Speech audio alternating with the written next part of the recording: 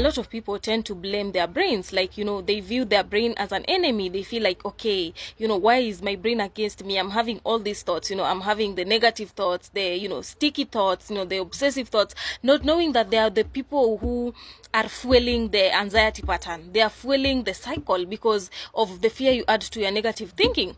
For example, let's say you want to go out. I'm just giving a general example. You want to go out and you just have this fear. Okay, maybe when I go out, I'll get a panic attack. Maybe when I go out, I'll be able to faint.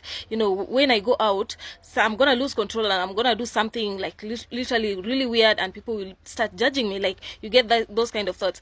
So you see, it is you're adding fear on top of the fear. Of course, you're already sensitized and you're having a thought, maybe you shouldn't go out because, something bad's going to happen to you, and now you start arguing the thought, no, nothing is going to happen to me, if something happens to me, who will be able, you even start imagining people who will be able to help you, you even start imagining scenarios of, how it will be like when you lose control. So you go down the thought, you sink deep, so you're adding fear onto all the already negative thoughts that you already had. You get what I'm saying?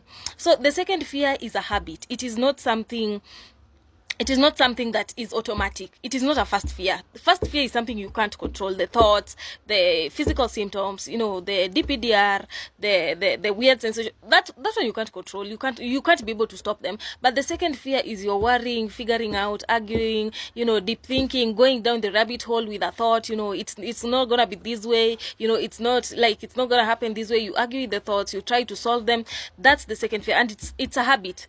Second fear is a habit that when you decide, okay, I want to drop my second fears and I just literally just want to live my life. And just say, what helped me when I was in the anxiety cycle, I used to say maybe on, maybe not to those thoughts, because all of us, I always say this most of the time in this channel, like many of us, like even to narcissistic people, we are not even many, all of us in this world, we are just going through our lives, with uncertainty. No one knows what's gonna happen tomorrow. No one knows what's gonna happen the next minute. So we are just like literally riding the wave. We are just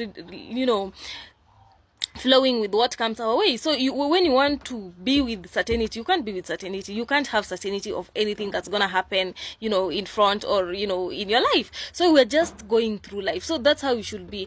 As long as you are allowing your sensations to be there. You understand how anxiety works. You know the mechanics of anxiety. Now you are applying the principles of anxiety recovery. Then you should know that second fear. Once you have understood how anxiety works, you should know that second fear is an inbuilt behavior.